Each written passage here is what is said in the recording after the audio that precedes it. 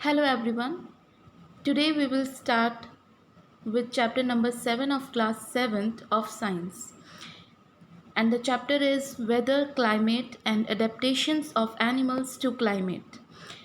Weather it means मौसम, climate मतलब जलवायु और adaptations of animals to climate it means animals की बॉडी के अंदर कुछ चेंजेस होना अकॉर्डिंग टू क्लाइमेट। तो क्लाइमेट के अकॉर्डिंग जब एनिमल्स या फिर अदर लिविंग बींग्स अपनी बॉडी के अंदर कुछ चेंजेस लाते हैं, जिसे हम कहते हैं अपनी बॉडी को वहाँ की जलवायु के अकॉर्डिंग वो चेंज कर लेते हैं, कुछ फीचर्स को चेंज कर लेते हैं, उसे हम कहते हैं अडेप्टेशंस। इस चैप्टर में हम वेदर, क्लाइमेट और अडेप्टेशंस के बारे में जानेंगे। तो स्टार्ट करते हैं। Do you remember the things that you were asked to pack when you were heading for a hill stations? जब आप किसी हिल स्टेशन पर जाते हैं तो आपको कहा जाता है कि चीज़ों को पैक करना है। जब भी स्काई आपको क्लाउडी दिखता है, आपके पेरेंट्स आपको इंसिस्ट करते हैं अम्ब्रेला कैरी करने के लिए। कई बार आपने देखा होगा आपकी फैमिलीज़ जो होती हैं कोई भी फंक्शन सेलिब्रेट करने से पहले, कोई भी फंक्शन प्लान करने से पहले डिस्कस करती हैं वेदर के बारे में। तो वेदर इतना इम्पॉर्टेंट क्यों है हमारी लाइफ में? क्योंकि ज़्यादातर हमें वेदर के बारे में डिस्कस करना पड़ता है, हमारी लाइफ में बहुत इम्पॉर्टेंट रोल प्ले करता है। क्योंकि ज़्यादातर हमारी जो एक्टिविटीज़ होती हैं, मोस्ट ऑफ द एक्टिविटीज़ हमारी डेली लाइफ की जो एक्टिविटीज़ होती हैं, उनको हमें करने से पहले वेदर को प्रिडिक्ट करना पड़ता है। जैसे हमें कहीं घूमने जाना है, कहीं भी हमें आउटिंग्स करने के लिए जाना है, तो सबसे पहले हमें ये पता होना चाहिए कि उस टाइम पर या फिर वहाँ का जो वेदर है वो कैसा रहेगा, ताकि हमारी आउटिंग्स में हमारे जो भी हम सेलिब्रेट करना चाहते हैं, फंक्शंस प्लान करना चाहते हैं, उनके बीच में कोई प्रॉब्लम ना आए। आपने टेलीविजन्स पर, न्यूज़पेपर में बहुत बार देखा होगा वेदर की डेली रिपोर्ट्स आती हैं कि कल के वेदर में क्या होगा, कल बारिश होगी, कल ठंडी हवाएं चलेंगी या फिर बहुत ज़्यादा टेम्परेचर रहेगा, टेम्परेचर कम होगा, ज़्यादा होगा। तो इस तरीके की जो न्यूज़ हैं, आप रिपोर्ट्स टेलीविज़न में, न्यूज़पेपर में, रेडियोज़ पे इवन आप देखते रहते हैं, सुनते रहते हैं। इस चैप्टर में हम वेदर, क्लाइमेट और अडेप्टेशंस के बारे में ही पढ़ेंगे। तो स्टार्ट करते हैं वेदर से।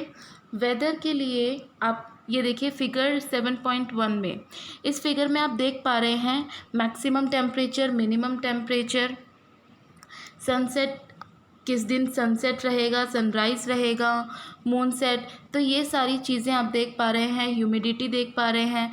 और आपको एक ही दिन के न्यूज़पेपर में या एक ही रिपोर्ट में आपको आने वाले 2-3 दिन की वेदर रिपोर्ट्स दे दी जाती हैं, क्योंकि ये प्रिडिक्ट किया जाता है। प्रिडिक्ट यानी कि अंदाज़ा लगाना, पहले से ही एस्टिमेट करना। और ये कौन करता है एस्टिमेशन? Meteorological department. जो हमारे मेट्रोलॉजिकल डिपार्टमेंट होते हैं, हमारे जो गवर्नमेंटल डिपार्टमेंट होते हैं, ये वेदर रिपोर्ट्स प्रिपेयर करते हैं। किस बारे में? कि मून सेट या मून राइज, सनसेट या सनराइज़, या वहाँ की ह्यूमिडिटी किसी भी जगह की कैसी रहेगी, टेम्परेचर कम ज़्यादा, मिनिमम मैक्सिमम टेम्परेचर, ये सब ये प्रिडिक्ट करते हैं मेट्रोलॉजिकल डिपार्टमेंट। तो आपको पता होना चाहिए कि कौन सा डिपार्टमेंट वेदर रिपोर्ट्स को प्रिडिक्ट करता है। एक्टिविटी करनी है आपको, एक परफॉर्म एक्टिविटी 7.1। इसमें क्या करना है आपको? न्यूज़पेपर में जो लास्ट वीक के जो न्यूज़पेपर हैं उनमें से वेदर रिपोर्ट्स को कट कीजिए, कटआउट्स को आप पेस्ट कीजिए अपनी नोटबुक्स में। अपने नेबर या फिर फ्रेंड से कैरी कर सकते हैं, न्यूज़पेपर को बोरो कर सकते हैं। तो इनसे आपको एक रिकॉर्ड जानने मिलेगा। इस रिकॉर्ड के अकॉर्डिंग आप पता कर सकते हैं कि हर डेट,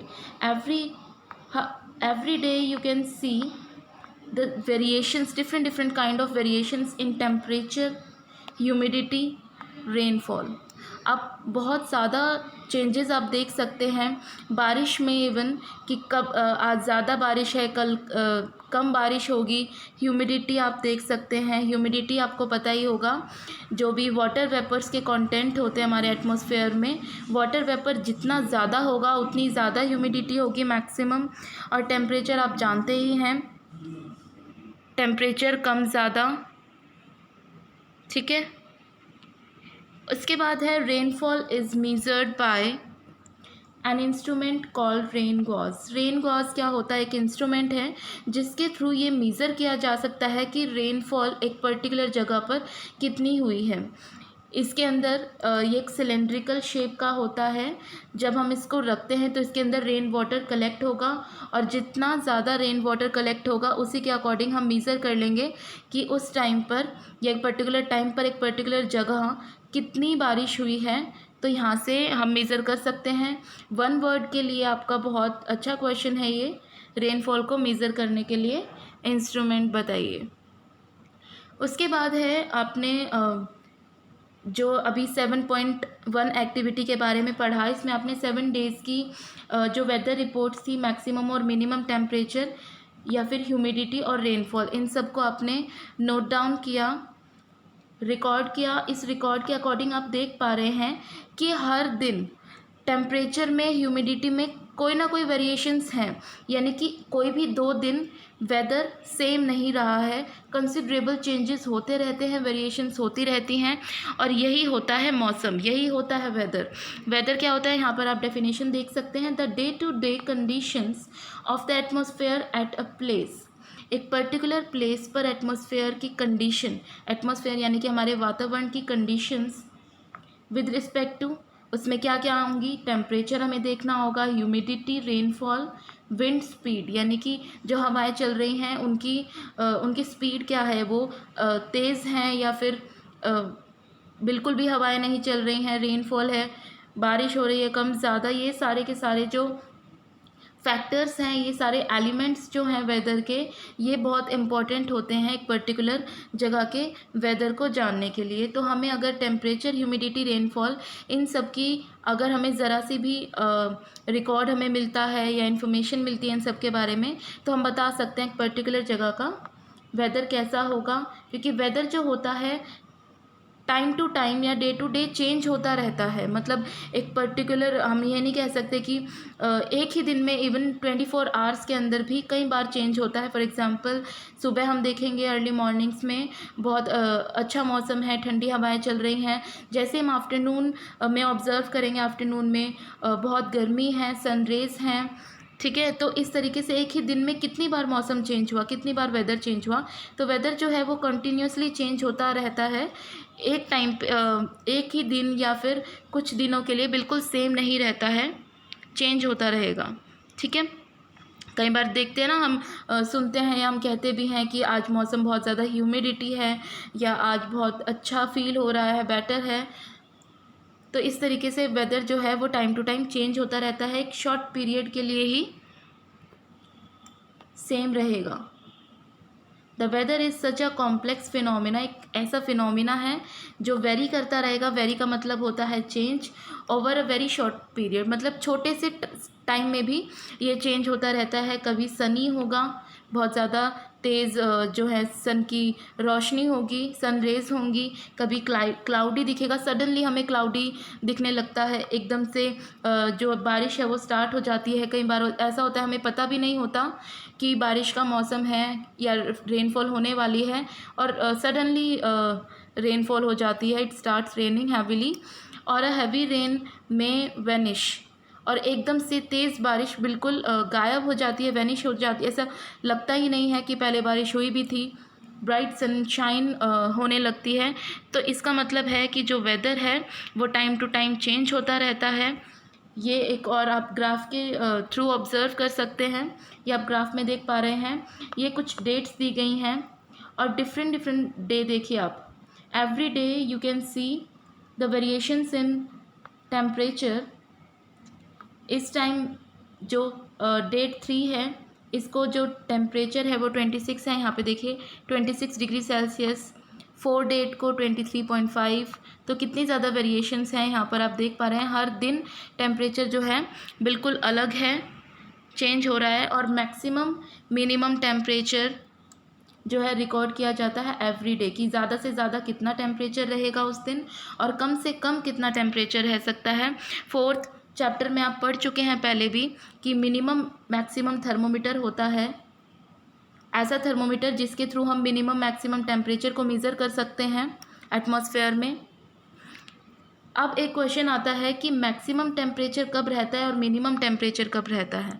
तो मैक्सिमम टेम्परेचर आप कब मेज़र कर सकते हैं? आफ्टरनून में, जब दोपहर होगी उस टाइम पर आपको सबसे ज़्यादा टेम्परेचर ऑब्ज़र्व होगा पूरे दिन का, और सबसे कम मिनिमम टेम्परेचर आपको ऑब्ज़र्व होगा अर्ली मॉर्निंग में, यानी कि बिल्कुल सुबह आपको जो है कंफर्टेबल फील होता है क्योंकि उस टाइम पर जो टेम्परेचर है कम से कम होता है पूरे दिन का। इवन समर्स में भी अर्ली मॉर्निंग्स में बेटर लगता है, हमें बेटर फील होता है।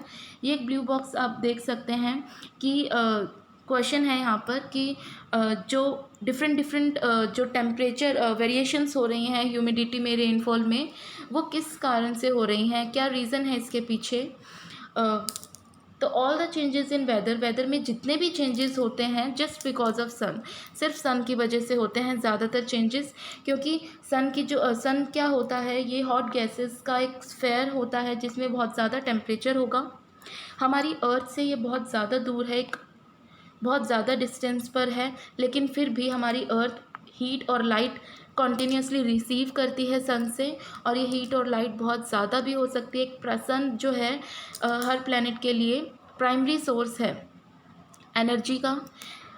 एनर्जी जो होती है सन से वो कॉन्टीन्यूसली एब्जॉर्ब भी होती है। कुछ हमारी प्लैनेट जो है, हमारे अर्थ जो है, इस एनर्जी को एब्जॉर्ब कर लेता है और कुछ एनर्जी रिफ्लेक्ट हो जाती है, यानी कि वापस हमारे एटमॉस्फेयर में या वापस स्पेस में चली जाती है।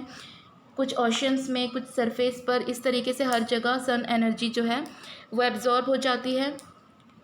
तो इसी सन एनर्जी की वजह से जो हमारी अर्थ ने एब्जॉर्ब करी है, हमारा वेदर के अंदर चेंजेस लाती हैं। आपने कई बार देखा होगा कि जो एनवायरनमेंट है वो सी के आसपास या ओशंस के आसपास बिल्कुल डिफरेंट होगा डेजर्ट और माउंटेन्स के कंपैरिजन में, ठीक है। क्योंकि ओशियंस और सीज़ जो होते हैं वो ज़्यादातर सनरेज़ को एब्जॉर्ब करते हैं और डेजर्ट माउंटेन पर नहीं हो पाते हैं। तो जितनी ज़्यादा ओशियंस एब्जॉर्ब करते हैं उतनी ज़्यादा वहाँ पर ह्यूमिडिटी बढ़ती है, तो वहाँ का जो टेम्परेचर है, वेदर है, इवन क्लाइमेट जो है वहाँ का बिल्कुल डिफरेंट होता है डेजर्ट और माउंटेन्स के कंपैरिजन में। इसके बाद जो नेक्स्ट टॉपिक है आपका वो है, यहाँ पर उससे पहले कुछ क्वेश्चंस पूछे गए हैं, यहाँ पर आप देखिए। But about the times of sunrise sunset, आपने कभी ऑब्ज़र्व किया होगा जो समर्स होती हैं, समर्स में जो दिन होते हैं वो काफ़ी बड़े होते हैं, यानी कि जो डे टाइम है वो लॉन्गर होता है विंटर्स के कंपैरिजन में। विंटर्स में जो डे टाइम है बहुत छोटा होता है समर्स के कंपैरिजन में। ऐसा क्यों होता है? ये सिर्फ टिल्टिंग की वजह से होता है, जो इंक्लाइनेशन होती है अर्थ की। आपने देखा होगा जो अर्थ है उसकी जो एक्सिस होती है, अर्थ इस तरीके से रिवॉल्व करती है, इस तरीके से रोटेट करती है। तो जब समर्स में सन की रेस पड़ेंगी तो इसकी जो ये टिल्टिंग जो पॉइंट है ये एक्सिस का, ये फेवर करता है कि ज़्यादा से ज़्यादा सनराइज़ पड़े, इसलिए डे टाइम लॉन्गर होता है। और विंटर्स में ये बिल्कुल उसके अगेंस्ट हो जाता है इस तरीके से, इसलिए डे टाइम क्या हो जाता है, छोटा हो जाता है। क्लाइमेट, नेक्स्ट टॉपिक है क्लाइमेट। क्लाइमेट क्या होता है? वेदर हमने देखा कि जो शॉर्ट टाइम के लिए ही वेदर जो है वो एक जैसा रहेगा, या बहुत कम टाइम में जो वेदर है वो चेंज होता रहता है। लेकिन क्लाइमेट के बारे में अगर हम बात करें तो ये 25 ईयर्स तक भी बिल्कुल सेम रहेगा। The average weather pattern take over a long time, ज़्यादा से ज़्यादा लंबे समय तक जो बिल्कुल एक जैसा रहता है वो कहलाता है क्लाइमेट। जैसे कि अगर हम बात करें, यहाँ पर देखिए 2 कंपैरिजन्स आपको दिए हैं 7.2 और 7.3 टेबल में आप देख पा रहे हैं। एक जगह आपको क्लाइमेट दिखाया है श्रीनगर यानी कि जम्मू कश्मीर का, और एक जगह आपको केरला का दिखाया है। अब केरला है, यहाँ पर ओशंस हैं, सीज़ हैं, तो यहाँ का टेम्परेचर, यहाँ की ह्यूमिडिटी बिल्कुल डिफरेंट होगी श्रीनगर जम्मू कश्मीर से। क्यों? क्योंकि ये माउंटेन एरिया होगा और ये ओशंस के आसपास का हो गया। देखिए जनवरी, फरवरी, मार्च, एवरी मंथ यहाँ पर डेली मिनिमम और मैक्सिमम टेम्परेचर दिखाया गया है, और जो मीन यानी कि जो एवरेज निकली है ऑलमोस्ट सेम है। और यहाँ पर देखिए, यहाँ पर 57 है, यहाँ पर जनवरी में 23 है। रेनफॉल आप देख रहे हैं, मैक्सिमम मिनिमम टेम्परेचर देख रहे हैं, कितना डिफरेंस है यहाँ पर। ये बिल्कुल माइनस में गया हुआ और यहाँ पे कितना ज़्यादा है मैक्सिमम और मिनिमम टेम्परेचर। तो इन दोनों में इतना डिफरेंस क्यों है? क्योंकि ये ओशंस के पास हैं, और ओशंस हमने अभी बात करी थी सन रेज़ को ज़्यादा से ज़्यादा एब्जॉर्ब करते हैं। माउंटेन्स में सन रेज़ इतनी अवेलेबल नहीं हो पाती हैं, इसलिए यहाँ और वहाँ का जो क्लाइमेट है बिल्कुल डिफरेंट है। और ये देखिए, जनवरी से लेकर दिसंबर तक ऑलमोस्ट कम ही रहा है, और यहाँ पर ज़्यादा से ज़्यादा ही रहा है। एक बार भी ऐसा नहीं हुआ कि कम हो रहा है, ऑलमोस्ट सेम है यहाँ पर रेनफॉल भी। तो इसका मतलब क्या है कि जो क्लाइमेट है वो हर मंथ, अभी हमने बात करी थी ओवर 25 ईयर्स तक सेम रह सकता है। तो क्लाइमेट जो होता है वो लंबे समय तक एक जैसा रहता है, और जो वेदर है वो time to time even short periods में वो चेंज होता रहता है। तो ये था इन दोनों के बीच में डिफरेंस। उसके बाद है क्लाइमेट एंड एडेप्टेशंस। एडेप्टेशंस के बारे में अगर हम जानें, क्लाइमेट हमने अभी बात करी है। क्लाइमेट जो होते हैं as a profound effect on all living organisms, सारे लिविंग ऑर्गेनिजम्स के ऊपर क्लाइमेट का बहुत अच्छा, एक बहुत ही ज़्यादा इफ़ेक्ट पड़ता है। क्यों इफ़ेक्ट पड़ता है? क्योंकि क्लाइमेट ही है जो हमें रहने के लिए फेवरेबल कंडीशंस हमें क्लाइमेट में ही मिलती है। अगर हम बात करें पेंगुइन की, पेंगुइन जो है बिल्कुल मतलब पोलर रीजन्स में रहती है। अब उसको अगर हम डेजर्ट्स में ले आएँ तो वो सर्वाइव नहीं कर पाएगी। क्यों नहीं कर पाएगी? क्योंकि उसकी बॉडी जो थी वो क्लाइमेट के अकॉर्डिंग बिल्कुल एडजस्ट कर चुकी है। उसके जो फीचर्स हैं, उसकी बॉडी फीचर्स जो हैं, कैरेक्टरिस्टिक्स हैं, वो बिल्कुल वहाँ के क्लाइमेट के अकॉर्डिंग है। तो क्लाइमेट जो है लिविंग बींग्स की लाइफ में इम्पॉर्टेंट रोल प्ले करता है, हर लिविंग ऑर्गेनिज्म को वो इफ़ेक्ट करता है। तो इसीलिए क्लाइमेट के अकॉर्डिंग ही सारे लिविंग ऑर्गेनिजम्स जो हैं एक पर्टिकुलर एरिया में सर्वाइव कर पाते हैं। Animals are adapted to survive in the conditions in which they live. Animals जो होते हैं उनकी बॉडी के अंदर चेंजेस आते हैं। दे आर अडेप्टेड, अडेप्टेड का मतलब उनकी बॉडी के अंदर कुछ चेंजेस आएंगे ताकि वो सर्वाइव कर सकें कंडीशंस में, ताकि वो ज़िंदा रह सके। ठीक है। Animals living is very cold and hot climate must possess special features. मतलब जो बहुत ही ठंडी जगह पर और जो बहुत ही गर्म जगह पर रहते हैं उनकी बॉडी में बिल्कुल स्पेशल फीचर्स होंगे। उन्हीं स्पेशल फीचर्स की बेसिस पर वो क्या कहते हैं, सर्वाइव कर पाएंगे, अदरवाइज़ वो सर्वाइव नहीं कर पाते हैं। ठीक है। तो अगर हम बात करते हैं यहाँ पर, तो सबसे पहले हम देखेंगे पोलर रीजन्स के बारे में। तो सबसे पहले पोलर रीजन्स हैं। पोलर रीजन्स यानी कि जो सबसे ठंडे एरिया जो होंगे हमारे, यहाँ पर क्लाइमेट बिल्कुल एक्सट्रीम होता है, ज़्यादा से ज़्यादा यहाँ पर बर्फ़ पड़ती है। ठीक है। स्नोफॉल होती है, बहुत कोल्ड कंडीशन होती है यहाँ पर। फॉर 6 मंथ के लिए यहाँ पर जो सन है बिल्कुल भी मतलब does not set at the poles, while for the other 6 month sun does not rise ही नहीं होता है, 6 महीने तक वो सेट ही नहीं होता है। तो इसलिए वहाँ का कंडीशंस जो है, वहाँ का क्लाइमेट बिल्कुल एक्सट्रीम होता है। टेम्परेचर -37 डिग्री मतलब कम से कम -37 डिग्री सेल्सियस तक चला जाता है। एनिमल्स जो होते हैं यहाँ पर, उनके अंदर कुछ स्पेशल फीचर्स आ जाते हैं, क्योंकि इतनी सर्दी में, इतनी स्नोफॉल में खुद इमेजिन कीजिए, अगर हम ह्यूमन की बात करें, आप अपनी बात कीजिए, आप नहीं सर्वाइव कर सकते। क्यों नहीं सर्वाइव कर सकते हो? क्योंकि हमारी बॉडी में ऐसे फीचर्स ही नहीं हैं जो वहाँ की इतने कोल्ड क्लाइमेट को टॉलरेट कर सकें। लेकिन जो एनिमल्स वहाँ रहते हैं उनकी बॉडी में कुछ ऐसे स्पेशल फीचर्स होते हैं जो वहाँ की सेवर कंडीशन को टॉलरेट कर सकते हैं। तो हम बात करते हैं सबसे पहले पोलर बियर की। तो पोलर बियर के बारे में आप देखिए यहाँ पर, ये उसके कुछ फीचर्स दिए गए हैं पोलर बियर के। इन फीचर्स के थ्रू आपको पता चलेगा कि पोलर बियर किस तरीके से इतने कोल्ड क्लाइमेट में पोलर रीजन में सर्वाइव कर पाते हैं। Its predator and prey are unable to see it. अब ये जो बिल्कुल इसका आप कलर देख पा रहे हैं, बिल्कुल स्नो की तरह है। इसकी जो फर है, इसकी स्किन का कलर जो है बिल्कुल स्नो की तरह दिखता है। इसीलिए इसको जो पकड़ने के लिए जो प्रेडेटर्स होते हैं, इसके जो शिकारी हैं वो, और इसके जो प्रे हैं यानी कि जिनका इसको शिकार करना है, दोनों ही इसको देखने में बिल्कुल नाकाम रहते हैं, बिल्कुल अनेबल होते हैं, इसको नहीं देख पाते क्योंकि स्नो की जैसे इनका कलर दिखता है, इसलिए उन्हें लगता है कि ये स्नो ही है, पोलर बियर नहीं है। It has to thick layer of फर।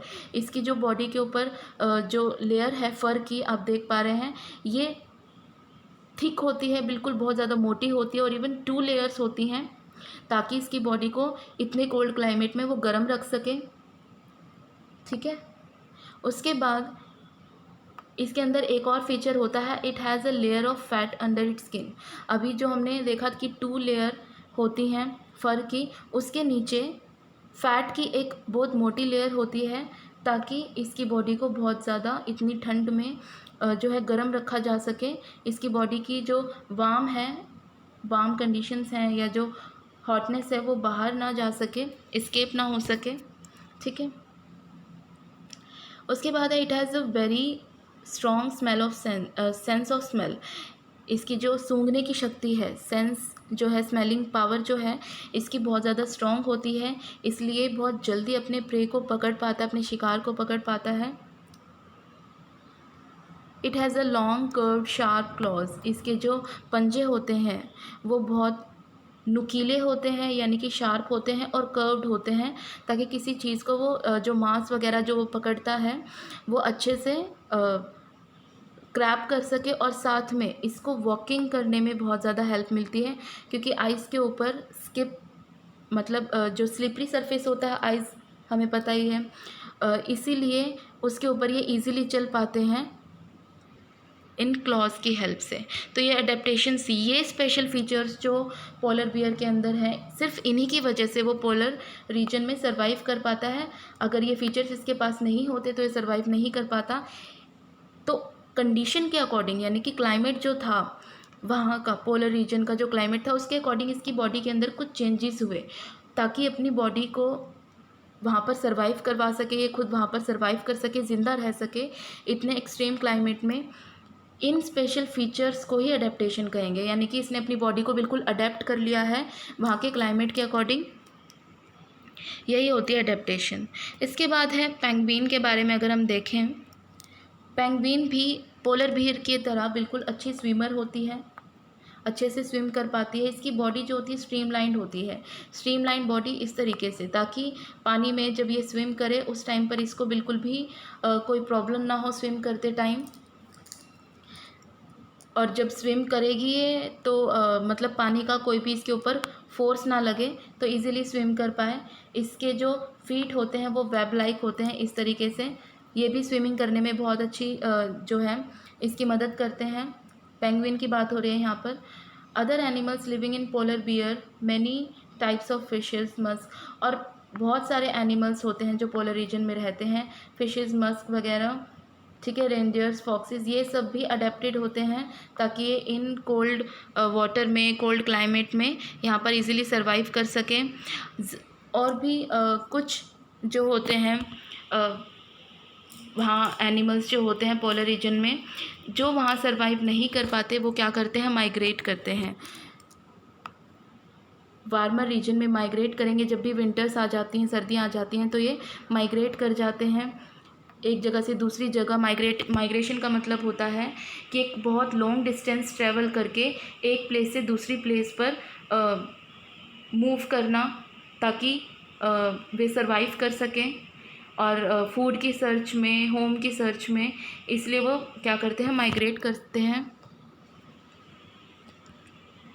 जैसे कि यहाँ पर एक क्वेश्चन है, आपने ये प्रीवियस क्लासेस में भी पढ़ा होगा, साइबेरियन क्रेन, ये जो होती है साइबेरिया से राजस्थान में आती है, राजस्थान के भरतपुर में आती है और हरियाणा के सुल्तानपुर में आती है, माइग्रेट करके। कितना लॉन्ग डिस्टेंस ये ट्रैवल करती है, ठीक है। तो बहुत सारी बर्ड्स भी होती हैं जो ट्रैवल करती हैं, माइग्रेट करती हैं।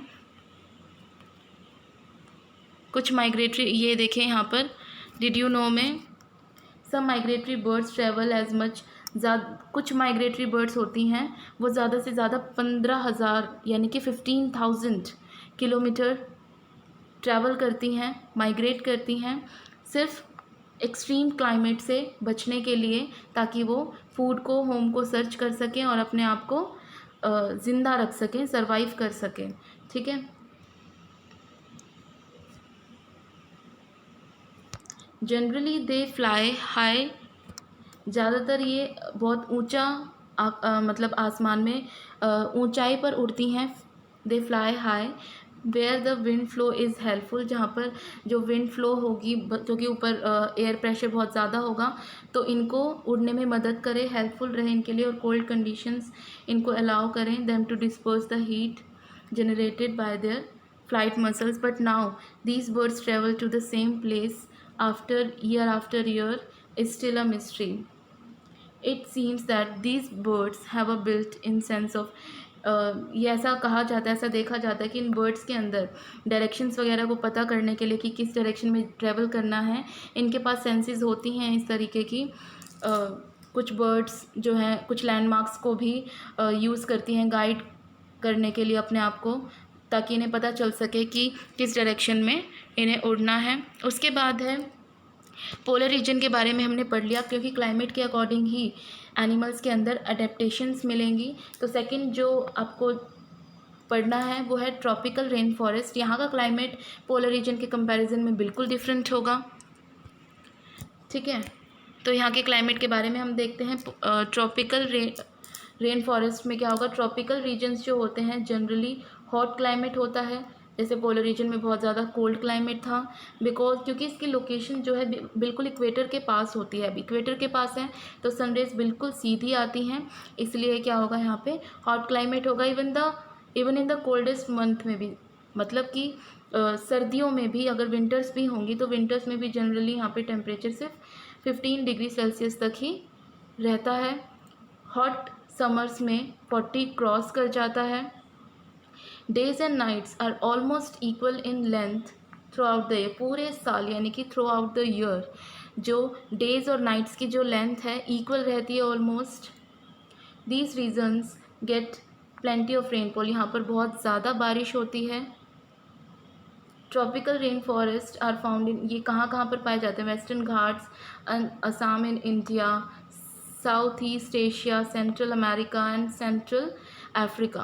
बिकॉज ऑफ कॉन्टीन्यूस, अब इतनी ज़्यादा गर्मी और बारिश की वजह से ये जो रीजन है बहुत ज़्यादा प्लांट और एनिमल्स की लाइफ को सपोर्ट करते हैं, यानी कि ज़्यादा से ज़्यादा एनिमल्स जो हैं यहाँ पर पाए जाते हैं।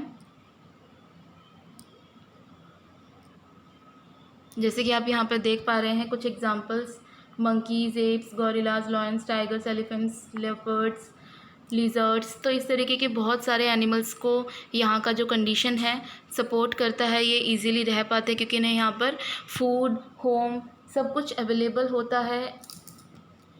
The climate conditions in rainforest are highly suitable for supporting an enormous number and variety of animals, ठीक है।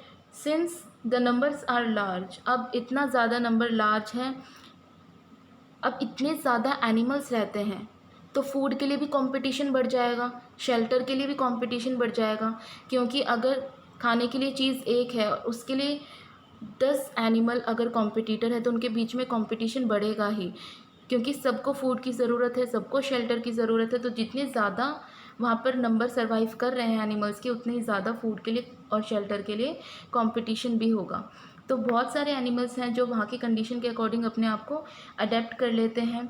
अब तो कुछ एनिमल्स हैं जो ट्रीज़ पर रहते हैं तो वहाँ की अकॉर्डिंग अपने आप को अडेप्ट कर लेंगे, कुछ दूसरे तरीके से अपने आप को अडेप्ट कर लेंगे, ठीक है। जैसे कि यहाँ पर है एक रेड आइड फ्रॉग, इसके फीचर्स को अगर हम पढ़ें तो इसके जो पैड्स होते हैं, इसके जो फीट हैं बहुत ही स्टिकी होते हैं, चिपचिपे होते हैं, ताकि वो ट्रीज़ के ऊपर इजीली क्लाइंब कर सके और वहाँ पर रह सकें। जो मंकीज़ होते हैं इनकी जो टेल इतनी स्ट्रॉन्ग होती है ताकि ब्रांचेस को ग्रैस्प करके पकड़ के एक ट्री से दूसरे ट्री पर जा सकते हैं ये इजीली।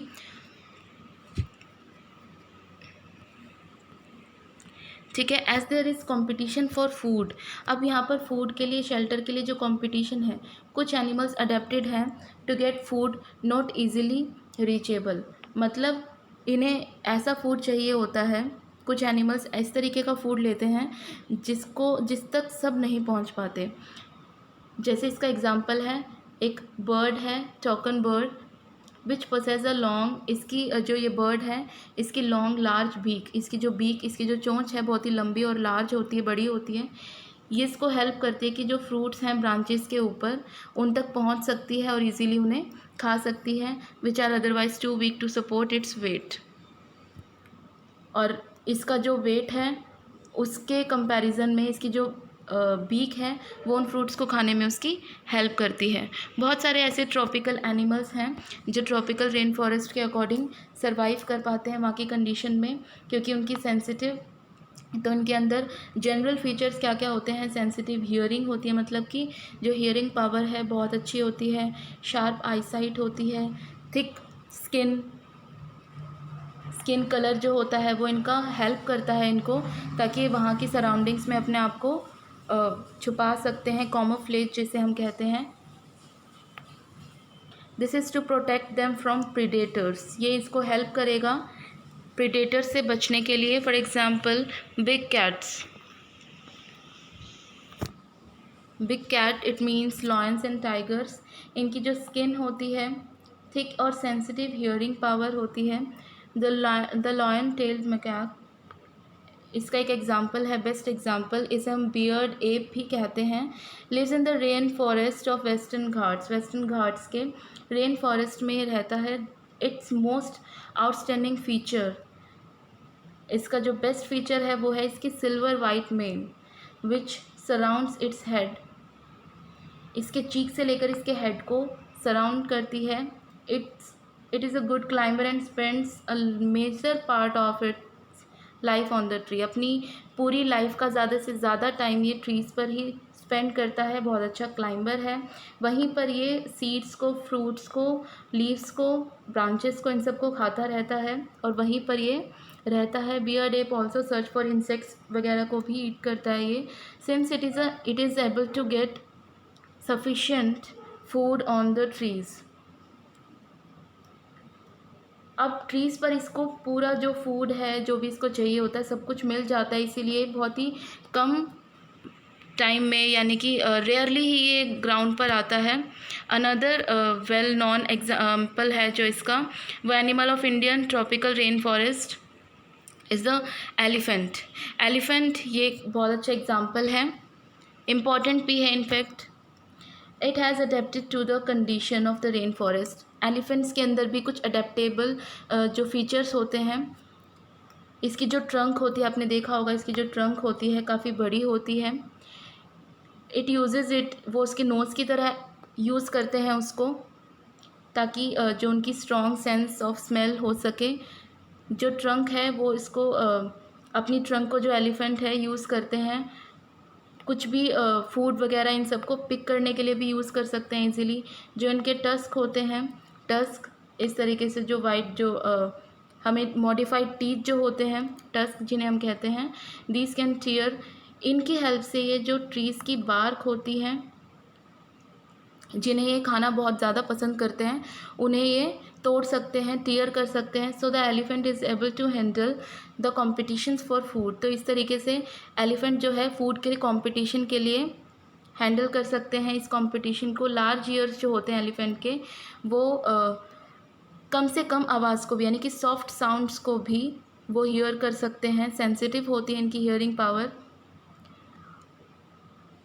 और इनके जो ईयर हैं, इतने बड़े बड़े जो इनके कान हैं, वो इनको हेल्प करते हैं हॉट कंडीशंस में इनको कूल रखने के लिए। तो इस तरीके से हमने दो कंडीशंस पढ़ी हैं, पोलर रीजन्स और ट्रॉपिकल रेन फॉरेस्ट। दोनों का ही क्लाइमेट बिल्कुल डिफरेंट था और उसी क्लाइमेट की वजह से वहाँ के जो एनिमल्स के फीचर्स थे, अडेप्टेड फीचर्स जो थे, बिल्कुल डिफरेंट थे। तो यहाँ से हमें पता चलता है कि क्लाइमेट के अकॉर्डिंग जो एनिमल्स हैं, लिविंग बींग्स हैं, अपनी बॉडी के अंदर कुछ चेंजेस करते हैं ताकि वहाँ के मौसम के अकॉर्डिंग, वहाँ के क्लाइमेट के अकॉर्डिंग अपने आप को ढाल सके और सर्वाइव कर सकें, अपनी बॉडी के अंदर कुछ अडेप्टेड फीचर्स को ला सके। तो now your chapter is finished. Okay, thank you.